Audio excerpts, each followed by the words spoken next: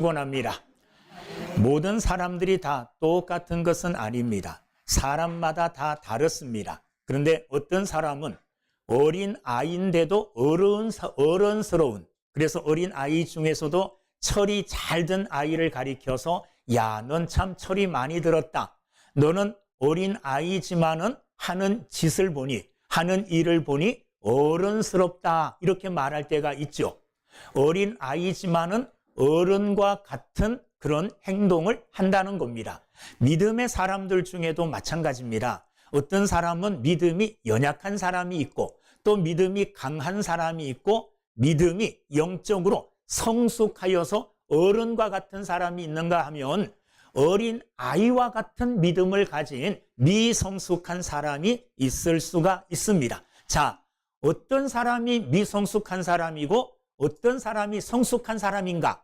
이것을 구분하는 여러 기준이 있을 수 있는데 그 중에 하나가 뭐냐 하면 가치 판단을 하는 겁니다. 가치 판단의 기준입니다.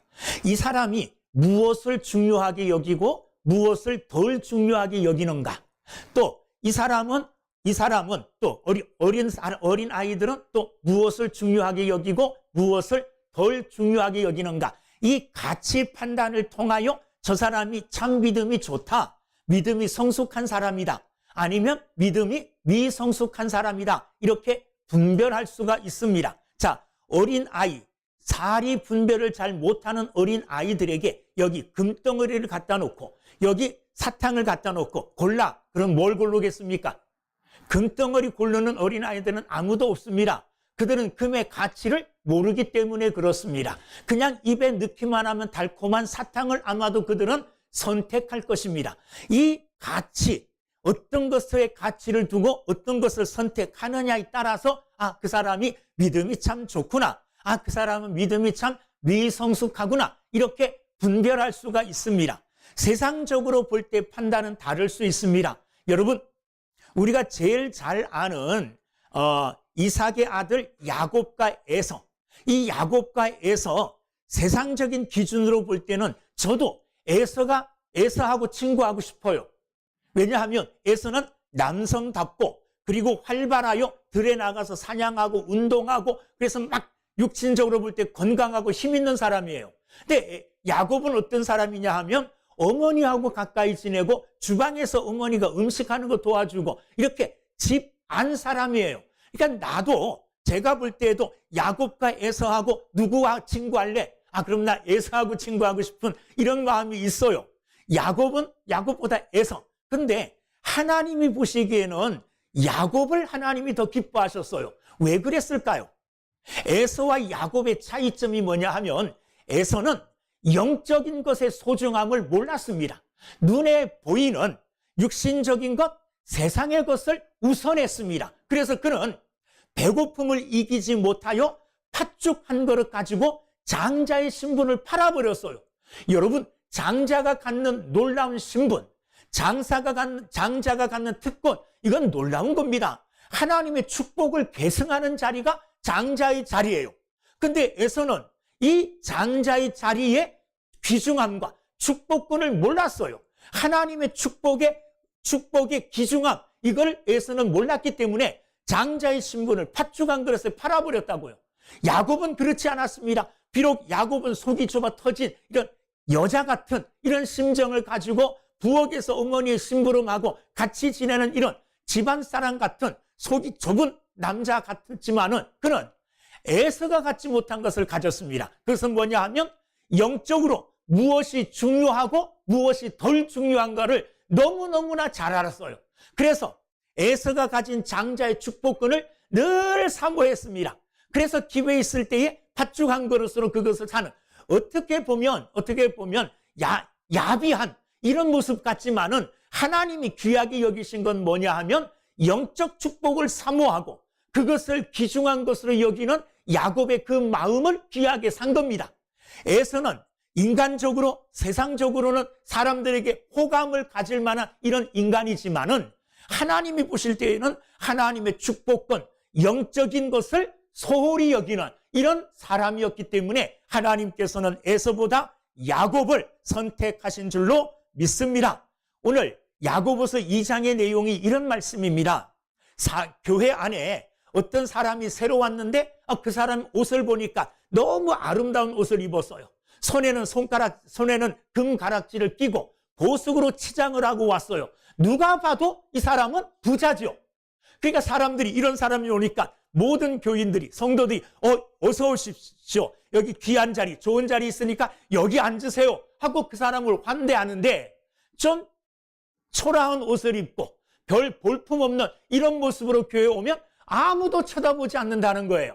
이렇게 사람들이 외모만 보고 사람을 차별함에 있어서 하나님께서 오늘 경고하시고 책망하심과 동시에 우리 그리스도인들은 이런 법을 지키며 살아야 된다 하시면서 오늘 2장 8절에 우리가 지켜야 될 최고의 법에 대해서 말씀을 하고 계십니다. 자, 2장 8절 한번 읽어보겠습니다. 시작. 너희가 만일 기록된 대로 내 이웃 사랑하기를 내 몸과 같이 하라 하신 최고의 법을 지키면 잘하는 것이거니와, 거기 보면 최고의 법이라는 말이 나와요.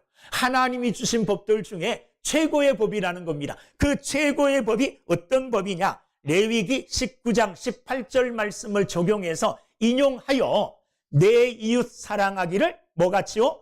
내 몸과 같이 하라. 내 이웃 사랑하기를 내 몸 사랑하듯이 하는 이 최고의 법을 하나님은 우리에게 가르쳐주고 있습니다. 여러분, 이 최고의 법, 내 이웃을 내 몸처럼 사랑하라는 이 법이 왜 최고의 법인가? 이 법은 하나님이 우리에게 주신 법이기 때문에 왕의 법입니다. 왕이신 하나님께서 왕의 백성들에게 주시는 법이기 때문에 그 법은 최고의 법이고 아무도 그 법을 바꿀 수가 없는 겁니다. 이 당시 로마 황제의 법은 아무도 건들 수 없고 아무도 바꿀 수 없는 최고의 법이에요. 그 로마 황제보다 더 위에 계시는 전능하신 하나님의 법이 뭐냐 하면 내 이웃을 뭐처럼?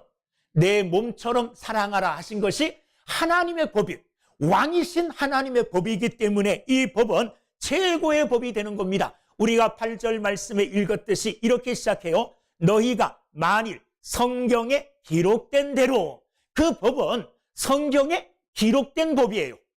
성경에 기록된 법이라는 말은 하나님이 직접 우리에게 주신 법이라는 겁니다. 그러므로 이 법은 최고의 법이 되게 되는 줄로 믿습니다. 또한 이 법이 최고의 법이 되는 것은 이 법은 온 율법과 선지자들의 강령이 됩니다.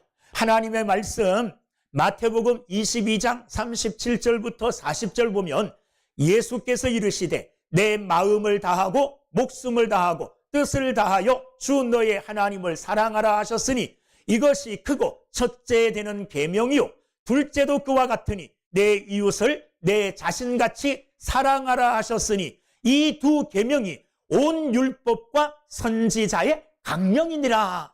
하나님이 주신 모든 율법과 하나님이 보내주신 모든 선지자들의 말을 한마디로 딱 요약하면 이 말씀이라는 거예요. 이 말씀이 어떤 말씀입니까?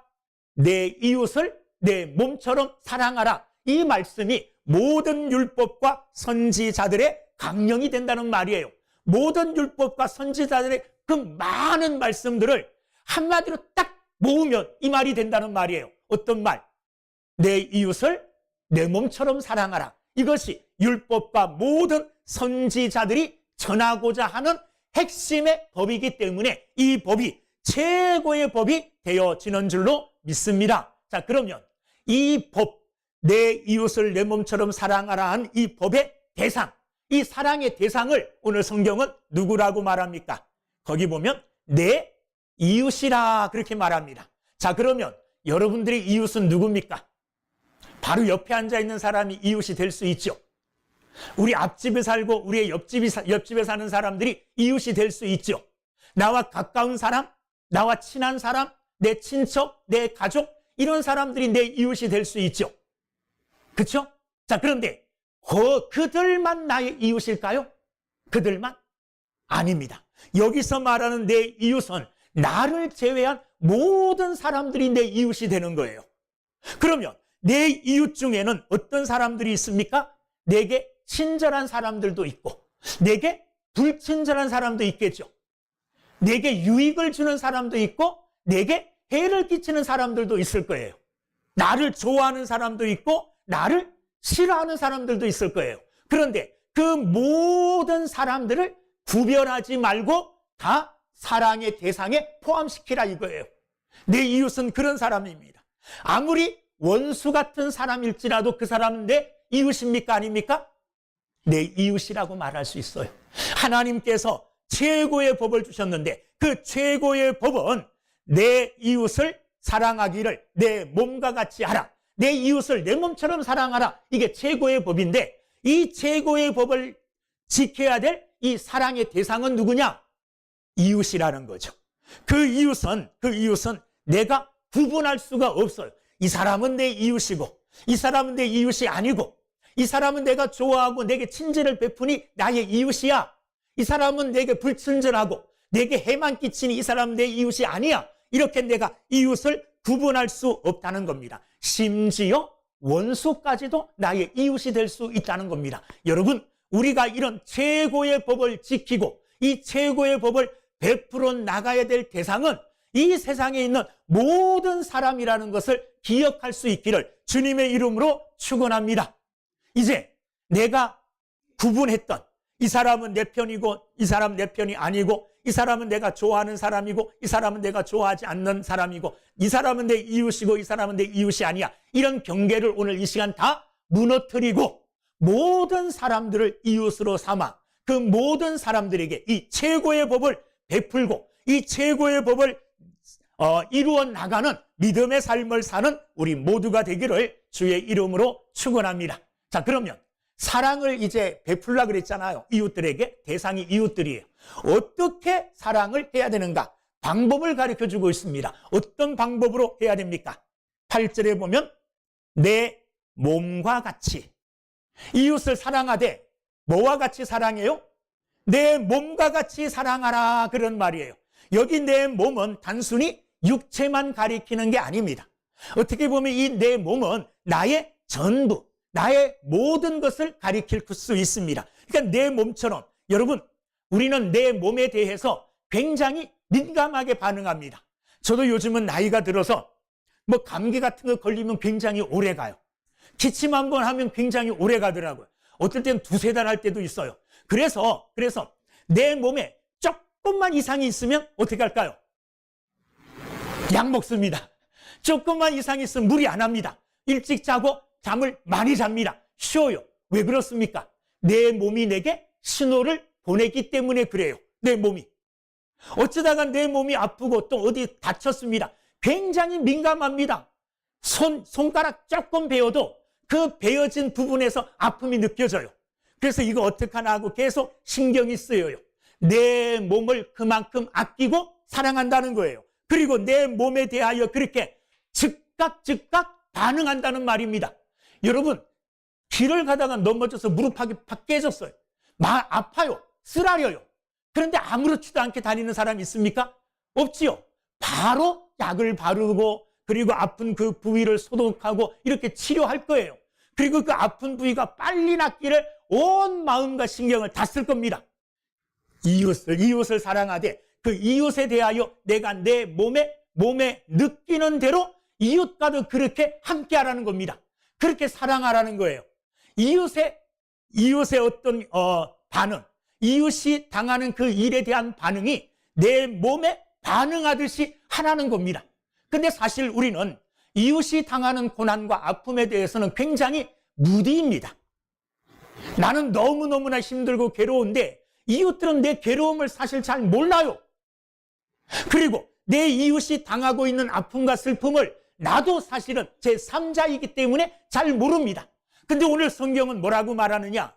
그 이웃이 당하는 그 아픔을 그 이웃이 당하는 것만큼 나도 똑같이 반응하고 똑같이 아픔을 느끼면서 사랑하라. 그렇게 말하고 있습니다. 이거는 굉장히 어렵고 힘든 모습이지만은 하나님께서 사랑하라고 하신 방법입니다. 내 이웃을 내 몸처럼 사랑하라. 내 몸처럼. 내 몸을 내가 아끼고 내 몸을 소중하게 여기듯이 내 몸에 일어나는 어떤 일들에 대하여 반응을 내가 즉각 하듯이 다른 사람들에 대해서도 그렇게 즉각 반응하라는 겁니다. 이웃이 어떤 아픔에 처해 있는가, 어떤 위험한 처지에 처해 있는가, 어떤 마음의 고민을 갖고 있는가, 여기에 대해서 그냥 무신경하게 아무 감각 없이 바라보지 말고 내가 그 사람이 된 것처럼, 그래서 그 사람이 당하는 그 똑같은 아픔과 압박과 고민과 이런 것들을 똑같이 할 수 있을 정도로 사랑하라, 그렇게 말씀하고 계십니다. 여러분, 이 말씀은 최고의 법이라 그랬습니다. 이웃을 내 몸처럼 사랑하는 이것이야말로 하나님이 우리에게 주신 최고의 법인데, 이 최고의 법을 하나님이 하라고 하신 방법대로 내 몸을 내가 사랑하고 내 몸을 내가 아끼고 내 몸에 대하여 내가 반응하듯이 이웃에 대하여 그렇게 반응하고 이웃에 대하여 그렇게 느끼면서 사랑하는 이런 믿음의 삶을 사는 우리 모두가 될 수 있기를 주님의 이름으로 축원합니다. 자, 오늘 야고보 사도는 8절 말씀에서 하나님이 말씀하시고 계시는 최고의 법을 설명했어요. 그러면서 그 최고의 법을 지키게 되는 것이 8절 끝에 보면 뭐라 그럽니까? 잘하는 것이라 그랬죠. 그죠? 듣고 계셔요? 지금 여러분들이 저를 사랑하는, 여러분이 나를 여러분의 몸처럼 사랑하는 제일 좋은 방법은 내 말에 귀를 기울이고 있는 거예요. 제가 어떤 말을 하는지 여러분들이 잘 들어주고, 아, 하나님의 말씀의 뜻이 이렇구나 하고 여러분들이 공감하고 아멘하는 것이 오늘 이 시간 여러분들이 저를 여러분의 몸처럼 사랑하는 방법입니다. 자, 8절 끝에 보면 이 최고의 법을 지키는 것이 잘하는 것이라 그랬어요. 그런데 이 최고의 법과 대조되는 것, 최고의 법을 지키지 아니하고 이 법과 대조되어지는 악을 행하는 일은 어떤 일인가? 9절이 8절과 대조되는 말씀이에요. 8절은 하나님의 최고의 법을 지키면 잘하는 것이고, 그 최고의 법은 내 이웃 사랑하기를 내 몸과 같이 하는 것인데, 9절 보면 만일 너희가 사람을 차별하여 대하면, 사람을 차별하여 대하는 이것이 사람을, 내 이웃을 내 몸처럼 사랑하는 것이 아니라는 거예요. 그러니까 내 이웃을 내 몸처럼 사랑하는 것과 대조되는 말이, 대조되는 행위가 뭐냐 하면 이웃을 차별하는 것이라는 겁니다. 자, 9절 읽어보면 만일 너희가 사람을 차별하여 대하면 뭐 하는 것이라 그랬습니까? 죄를 짓는 것이니, 죄를 짓는 것이라 그랬어요. 그리고 율법이 너희를 범법자로 정죄하리라. 무엇이요? 율법이 사람을 차별하는 그것이 너는 죄지은 범법자다, 이렇게 규정하게 될 것이다, 이렇게 말하고 있습니다. 자, 그 율법은 어떤 율법이 될까요? 9절에 나오는 율법, 사람을 차별하는 것을, 사람을 차별하는 자를 죄 지은 것이다, 너 죄 짓는 거야, 너 죄인이야, 이렇게 정죄하는 그 율법은 어떤 율법일까요? 여러 율법이 있지만 바로 그 8절에 나오는 율법, 8절에 나오는 법이 뭡니까?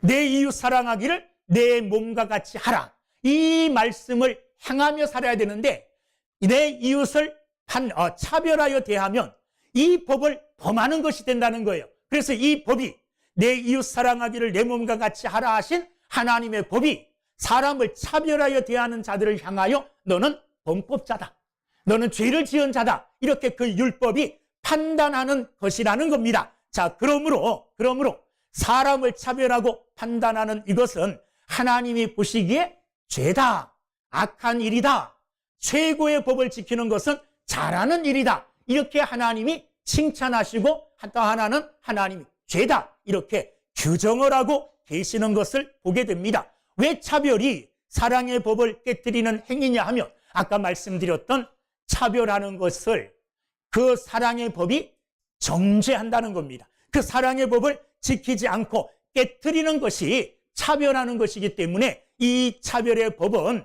하나님 앞에 죄악된 행위라는 겁니다. 그 다음에 하나님은 조금 더 넓게 해석합니다. 어떻게 넓게 해석하느냐? 10절 말씀을 보면, 자, 10절, 누구든지 온 율법을 지키다가 그 하나를 범하면 모두 범한 자가 되나니 그래요. 무슨 말이냐 하면 우리가 하나님의 모든 율법을 기억하면서 그 모든 법을 다 지켜 행하려고 애쓰고 또 믿음의 삶을 살아요. 그러다가 그 율법 중에 하나를 못 지켰어요.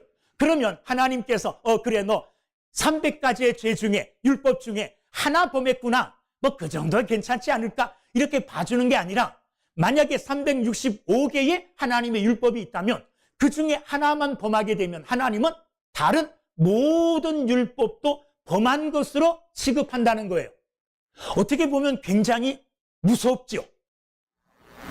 우리가 어떻게 하나님의 법을 다 지킬 수 있습니까? 다 못 지켜요. 그런데 하나님은 거기에다가 어떤 짐까지 덮어 씌워주느냐 하면 그 많은 법들 중에 네가 하나만 안 지켜도 그 다른 모든 죄를, 모든 율법을 다 못 지킨 거로 내가 인정하겠다, 취급하겠다, 이렇게 말씀하시는 거예요. 그러니까 무슨 말이냐 하면 하나님의 율법은 조각조각 떨어져 있는 것이 아니라 하나님의 모든 율법은 하나님의 뜻이라는 것에 의하여 하나로 딱 이렇게 모아져 있다는 거예요. 하나로 이렇게 딱 통일되어 있다는 겁니다. 그래서 그 중에 하나를 못 지켜도 다른 모든 것까지 다 안 지킨 것으로 하나님이 취급하시겠다는 거예요. 자, 이 말씀이 주는 의미가 뭐냐 하면 다른 건 네가 율법을 다 지켜. 살인하지 말라, 간음하지 말라, 뭐 부모를 공경하라. 다른 모든 율법은 하나님의 말씀대로 율법대로 다 지켜 행했어요. 그런데 오늘 주신 최고의 법, 내 이웃을 내 몸처럼 사랑하라 하는 이 최고의 법을 지키지 못했다면 다른 모든 법을 어긴 것과 같다는 거예요. 심하게 말하면 다음 절에 나오는데 11절 말씀 한번 읽어보겠습니다. 시작.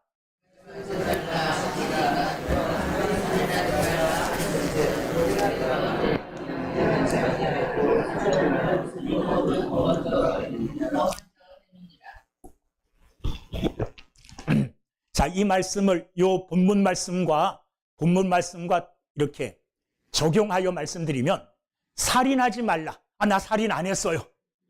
간음하지 말라. 나 간음 안 했어요. 그런데 간음은 안 했고 살인은 안 했는데 다른 율법을 범했어요. 만약에 오늘 나오는 최고의 법을 범했어요. 내 이웃 사랑하기를 내 몸처럼 사랑하지 않았어요. 그러면 이 법을 어겼으면, 이 율법을 어겼으면 살인죄를 지은 것과 같다는 거예요. 간음죄를 지은 것과 같다는 거예요. 그러니까 하나님의 율법은 부분적으로 지킨다고 해서 다 지키는 것이 아니라 부분적으로 내가 범하게 되어지면 모든 계명을 다 범한 거와 같다는 겁니다.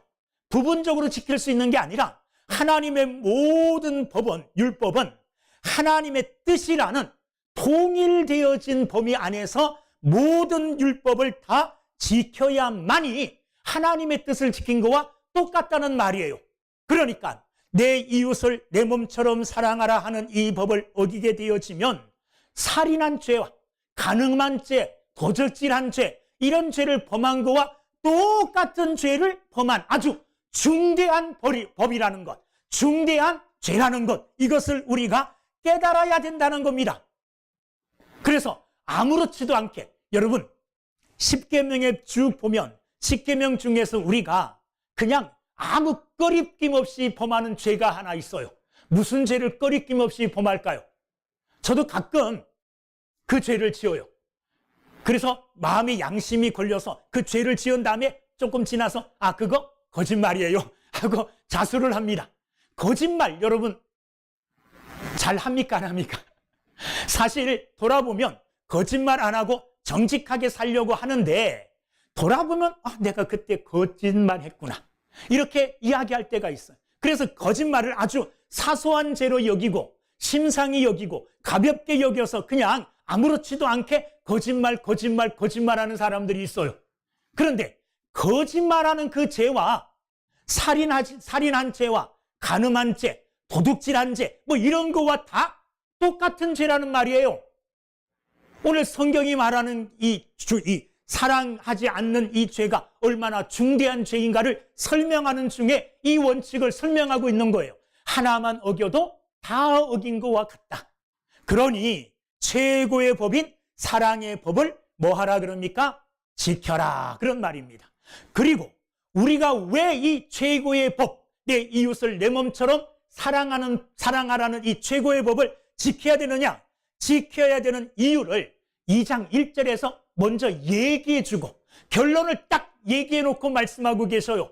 2장 1절이 어떤 말씀입니까? 한번 읽어볼게요. 시작. 내 형제들아, 주 곧 우리 주 예수 그리스도에 대한 믿음을 너희가 가졌으니 사람을 차별하게 대하지 말라. 왜 사람을 차별하는 죄를 짓지 말아야 됩니까? 왜 사랑의 최고의 법인 내 이웃을 사랑하라는 이 법을 지켜야 됩니까? 2장 1절에 우리 주 예수 그리스도에 대한 우리가 뭘 가졌습니까? 믿음을 너희가 가졌으니, 예수 그리스도를 믿는 믿음이 있으니 이 사랑의 법을 지키는 것이 당연하다는 겁니다. 여러분, 이 믿음의 법, 이 믿음, 우리가 이 믿음을 어떻게 얻었습니까? 사실 이 믿음을 내가 노력해서 얻지 않았어요. 여러분들 중에 나는 예수 그리스도를 믿는 이 믿음을 내가 이런 노력을 하고 이런 대가를 지불하고 이 믿음을 내가 소유했습니다, 이렇게 생각하시는 분 계십니까? 나는 이거 했기 때문에. 아닙니다. 내가 그 어떤 일을 해도 하나님을 향한 이 믿음을 우리가 가질 수가 없어요. 이 믿음은 전적으로 하나님이 우리에게 주신 은혜요, 하나님이 우리에게 주시는 선물이에요. 선물과 은혜로 말미암아 우리가 믿음을 갖게 되어지고, 믿음으로 말미암아 우리가 하나님의 자녀가 되었습니다. 우리가 믿음을 갖고 하나님의 자녀가 되었다는 것은 하나님으로부터 뭘 받은 걸까요? 사랑을 받았기 때문에 그래요. 사랑을 받았기 때문에. 그 뒤에 이제 계속 나오는데, 사랑을 받았기 때문에. 그래서 12절, 너희는 자유의 율법대로 심판받을 자처럼 말도 하고 행하기도 하라. 여기 자유의 율법, 이 자유의 율법은 본문 문맥으로 해석한다면 사랑의 법이에요. 내 이웃을 내 몸처럼 사랑하라는 이 사랑의 법이 자유의 법, 자유의 법이라는 거예요. 그게 무슨 말이냐 하면, 사랑하라 이거는 억지로 강요해서 억압해서 할 수 있는 게 아니라는 말이에요. 사랑하라는 이 말은 자유롭게 스스로 내 안에서 우러나는 마음으로 하는 자유의 법이라는 겁니다. 은혜의 법이라는 겁니다. 왜냐하면 우리는 그런 은혜를 받았어요. 이미 우리는 사랑받을 수 없는 자인데 하나님이 우리를 사랑하사, 하나님이 우리를 긍휼히 여기사 하나님께서 우리를 자녀 삼아 주셨어요. 우리에게 믿음 주시고 하나님의 백성 삼아 주셨어요. 자, 그러니 하나님이 나를 구원하여 주시고 내게 믿음 주셔서 하나님의 거룩한 백성이 되게 하심에 대하여 감사하고, 되게 하신 거에 대하여 너무너무 즐겁고 기쁨으로 내가 그런 사랑을 받았으니 이 사랑이 내게서 우러나서 자유롭게 이웃을 사랑하는 겁니다. 이 이웃을 사랑하라는 이 법은 하나님이 막 강제적으로 우리에게 덮어 씌워지는 의무적인 법이 아니에요. 자유의 법입니다. 그런데 그 자유의 법이 더 무서운 거예요. 자유의 법이 더 강렬한 겁니다. 의무적으로 한다면은 그냥 눈치 보면서 슬금슬금 하면 되는데, 이거는 어쩔 수 없이 내가 그 사랑과 은혜를 받았기 때문에 그 사랑과 은혜에 감동하여 내 마음속에서 우러나는, 막 역동쳐 올라오는 그 능력으로 사랑하는 거예요. 그러니까 자유의 법이죠. 사랑 안 해도 돼요. 그런데 사랑할 수밖에 없어요. 왜 사랑할 수밖에 없을까요? 우리는 사랑을 받은 자이고 긍휼을 받은 자이기 때문에 그렇습니다. 13절 마지막에 보면 긍휼을 행하지 아니하는 자에게는 긍휼 없는 심판이 있으리라. 긍휼은 심판을 이기고 자랑하느니라, 이렇게 말씀하고 계십니다. 자, 여기에 긍휼이라는 이 말은 이웃사랑이 구체적으로 나타나는데 누구에게요? 특별히 가난한 자와 그리고 비천한 자에게 나타나는 하나님의 사랑이 긍휼이에요. 이웃을 향한 사랑이 구체적으로 나타나고 구체적으로 표현되어지는 자비심으로 긍휼이라는 말이 나오는 거예요. 그러니까 이 긍휼조차도 뭡니까? 이웃 사랑이죠. 사랑의 법이죠. 그렇죠? 그런데 이 사랑의 법인 긍휼은 행하지 아니하는 자에게는 긍휼 없는 심판이. 자, 이 말씀은 우리가 예수님의 말씀을 기억하게 합니다. 마태복음 5장 7절 말씀에 긍휼히 여기는 자는 복이 있나니 그들이 긍휼히 여김을 받을 것이며, 긍휼히 여기는 사람이 왜 복이 있느냐? 그들이 긍휼히 여긴 것처럼 하나님께로부터 긍휼히 여김을 받기 때문에 복이 있다는 거예요. 또 하나 마태복음 6장 14절 15절에 보면 너희가 사람의 잘못을 용서하면 너희 하늘 아버지께서도 너희 잘못을 용서하시려니와 너희가 사람의 잘못을 용서하지 아니하면 너희 아버지께서도 너희 잘못을 용서하지 아니하시리라. 이렇게 말씀하고 계셔요. 그래서 13절 긍휼을 행하지 아니하는 자에게는 긍휼 없는 심판이. 여러분, 하나님의 심판이 내게 임하는데 긍휼이 없는 심판이 내게 임한다고 생각해 보세요. 그 앞에서 우리는 꼼짝 못합니다. 그 앞에서 우리는 영원한 하나님의 심판과 하나님의 저주에서 벗어날 수가 없어요. 긍휼이 없는, 긍휼이 조금도 없는, 있는 그대로 우리를 심판하신다면. 그런데 하나님이 우리를 심판하실 때에 어떻게 심판하시느냐? 우리가 사람들에게 긍휼을 베푼 것처럼 긍휼히 여기며 우리를 심판하신다는 거예요. 불쌍히 여기면서. 그래서 우리의 죄를 죄대로 긍휼 없이 심판하면 영원한 멸망인데 예수 그리스도를 통하여 긍휼을 입은 자로 보시는 거예요. 그래서 하나님의 눈이 긍휼의 눈으로, 하나님의 눈이 하트로 바뀌어서 사랑의 눈으로 우리를 보시면서 우리를 심판하시니 그 심판에는 뭐가 있을까요? 하나님의 자비와 하나님의 긍휼이 있는 겁니다. 그 뒤에 보면 이 긍휼은 심판을 이기고 자랑하느니라. 내가 사람들에게 긍휼을 베풀고 긍휼 없는 심판을, 긍휼 있는 심판을 하나님께 받게 되어질 때에 내가 행하는 긍휼한 삶, 내가 행하는 긍휼의 법은, 사랑의 법은 하나님 앞에서 담대하게 해준다는 겁니다. 하나님 앞에서. 그래서 12절 말씀 보면 심판받을 자처럼 말도 하고 행하기도 하라. 언제든지 우리는 하나님 앞에 심판받을 자인데 하나님이 나를 있는 그대로 긍휼 없이 심판하지 아니하시고 긍휼의 눈으로 우리를 보아주시고 긍휼로 우리를 심판하여 주신다는 것을 기억하고 항상 하나님의 은혜를 바라보고 하나님의 은혜를 묵상하면서 모든 일을 행하라는 겁니다. 그때에 우리의 긍휼은, 내가 가지고 있는 긍휼은 마지막 심판을 이기고 하나님 앞에서 우리를 스스로 드러나게 하고 하나님 앞에서 나의 모든 의로움을, 그리스도 안에 있는 의로움을 자랑하게 해준다는 겁니다. 이와 같은 가장 최고의 법을 지킴으로 심판을 이기고 하나님 앞에서 의로움을 담대하게 자랑할 수 있는 믿음의 삶을 사는 저와 여러분들이 다 되시기를 주의 이름으로 축원합니다. 기도하겠습니다.